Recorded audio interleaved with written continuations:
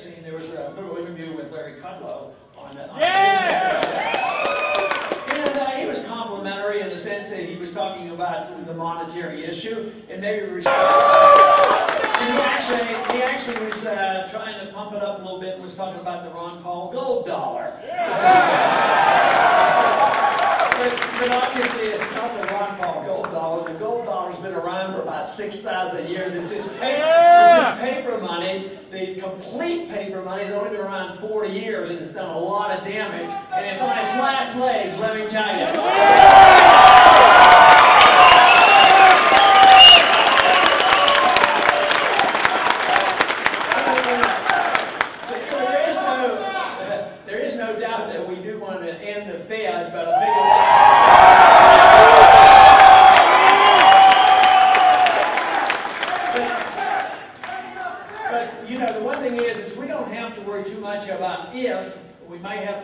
About when, but all we have to do is get that full audit of the Fed, and the people will end the Fed.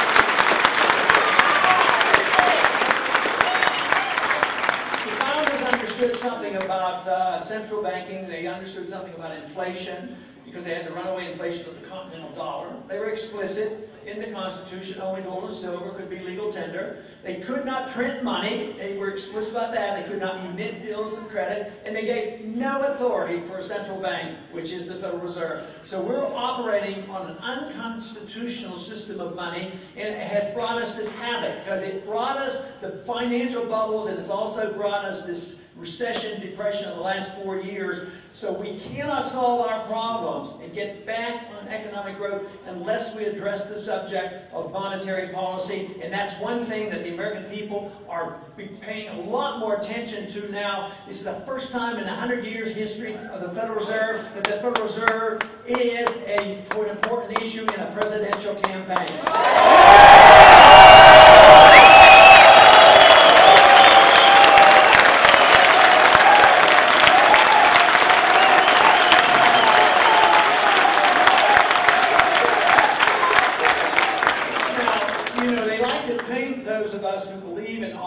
And money that's been around for about 6,000 years, it's being weird and unusual, and yet, doesn't it appear that maybe just printing money is weird? I mean, just putting numbers on money, calling money is a piece of paper and calling it money. Now, that's something really very weird. But the other reason there's such resistance to this, we've heard it expressed a few times, because I think even on national television, sometimes they're impolite to me. Have you ever noticed?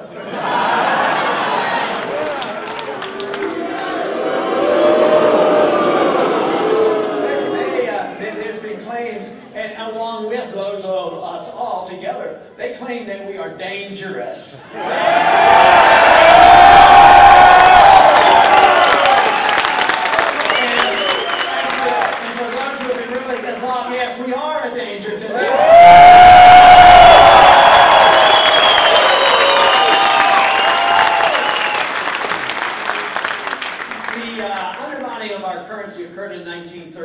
The total removal of any restraint on the printing of money occurred in 1971, and government has expanded exponentially. The debt has expanded exponentially. The money supply expanded exponentially, and of course, our wealth has been drained exponentially as well. And the one characteristic about a sound currency and a free market is the middle class is large and prosperous. But today, the middle class is poorer and smaller, especially in the last 4 years. The destruction of a currency, the systematic debasement of currency, just the process will take wealth from the middle class and give it to a privileged elite class. That was occurring even through the last 40, 50 years. That has happened. But it became especially noticeable when we had our crisis in 08 and 09, because who came to the rescue? The Fed that created all the problem. They printed a lot more money. They bailed out all their friends and dumped all the debt on the American people and on the middle class, and they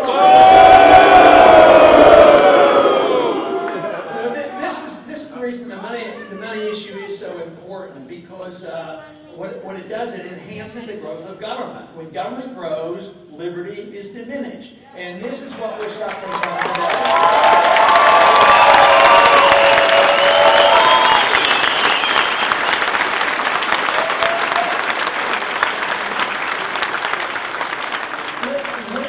Solve our problems, and following the Constitution would be the way to go about it. But we need to have some fundamental changes in our understanding of exactly what it means to be free and how we protect those liberties. You know, for a while, I think there's been a disintegration of this understanding and a lackadaisical attitude, and we concentrated more on the material benefits of a free society and forgot about the fundamentals of a free society and sound money. But something else happened approximately 100 years ago. Not only did the monetary system change and the foreign policy change, but there was a division in the understanding of liberty.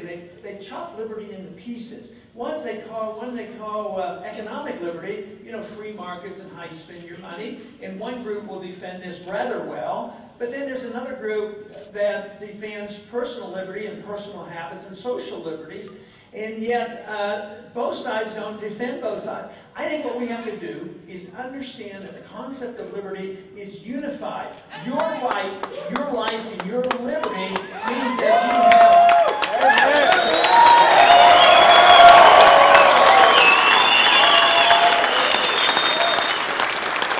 you have a right to run your life as so you choose, but you also should have the right to keep the fruits of your labor.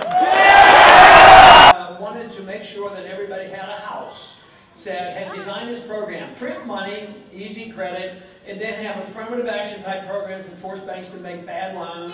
At the same time, give Fannie Mae and Freddie Mac special privileges that created the bubble. But yes, a lot more people had houses. Some people had 2 houses. It looked great. The price of houses was going up. People borrowed more against their houses. And nobody except the free market Austrian economists recognized that there was a bubble out there. A lot of people made money during that time, and then they got into the speculative business with derivatives and made billions of dollars. The inevitable collapse of the bubble came, and guess what? The Federal Reserve came to the rescue. They bailed out the people who'd been making all the money. They dumped that debt on us, on the middle class. The middle class lost jobs and lost the houses. So they cannot do this. They cannot provide free stuff. I mean, there's a thing that you can get free education, free medical care, free food, and free houses. But it doesn't work. You'd be old-fashioned way. You have to work for it.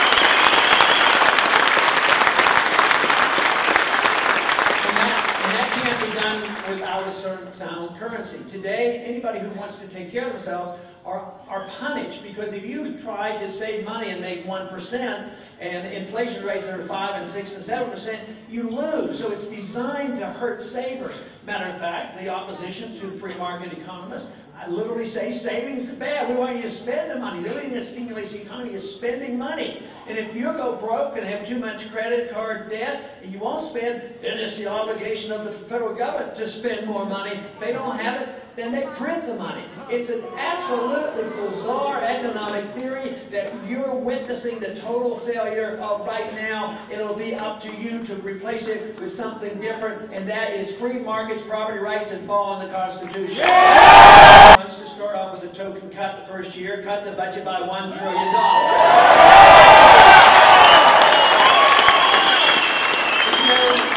All this sounds good, but you really do have to get the endorsement of the people. People have to think it's in their best interest to allow this to happen. If we don't reverse it, we're going to go off a cliff, because you can't keep spending, borrowing, and printing money and continue to do what we're doing. And I think that's what's happened to the country these last 4 years, this recognition. We have to ask the important question that the founders asked way back. They asked the question, what should the role of government be? And they came down with the conclusion, it shouldn't be the role of the king. We want to get rid of the king. Now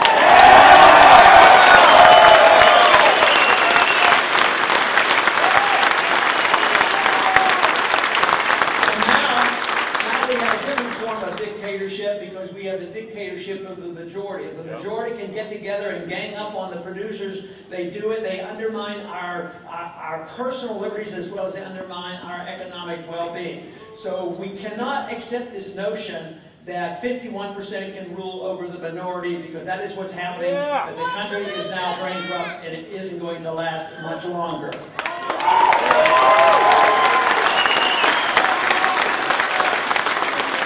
If we ask the important question about what the role of government ought to be, it should be rather simple. Nothing.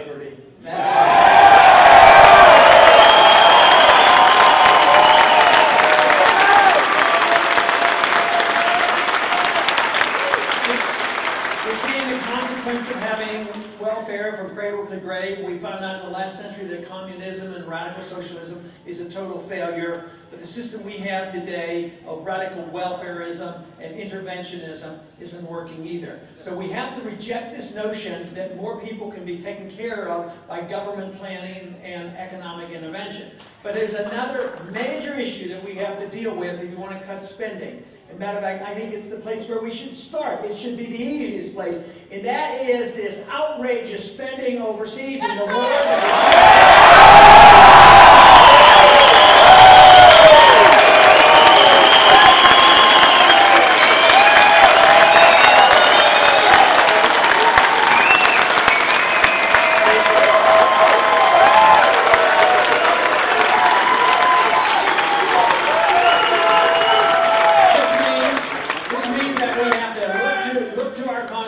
And look to the advice of the founders because they were right.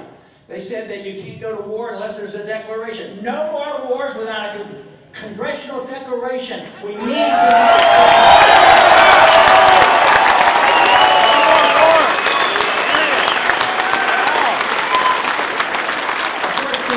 The founders also said that the best thing to do is stay out of the internal affairs of other nations. Don't go into nations.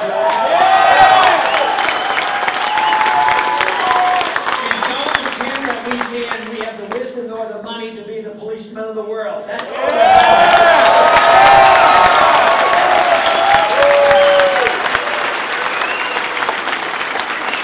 Now, what would be the consequence of this? We'd have a stronger national defense, not weaker. We would become more vulnerable. We would be bringing our troops home, and the military personnel, they would be spending their money here at home instead of in Germany and Japan and Korea.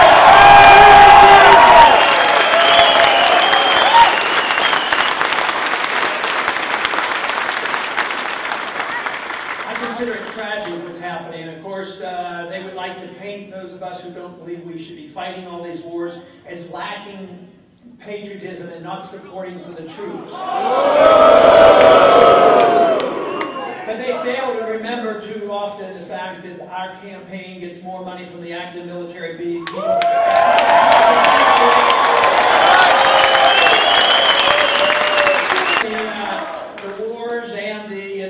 System, the welfare system, could not be financed if we had to pay taxes every month and pay for these bills. But seductively, they borrow and pay it later on, and they print the money, and they delay the cost. I used to talk about the next generation will bear the cost.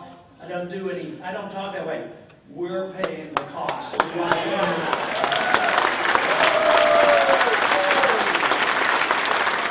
There's another important reason that we should be very leery of these wars. When they're not declared, they just go on and on. But during a wartime, people have traditionally been more willing to give up some of their personal liberties. I've come to the conclusion that you never have to give up personal liberties for more security. But there is a revolution going on in this country, and it's a delightful one. The young people are coming out, as well as those who remembered a better day, and we have a great tradition. We have a constitution that we can look to, and this is what's happening in the country. I don't know exactly what's going to come out of the campaign, but I know that Colorado can offer a tremendous boost to the cause of liberty.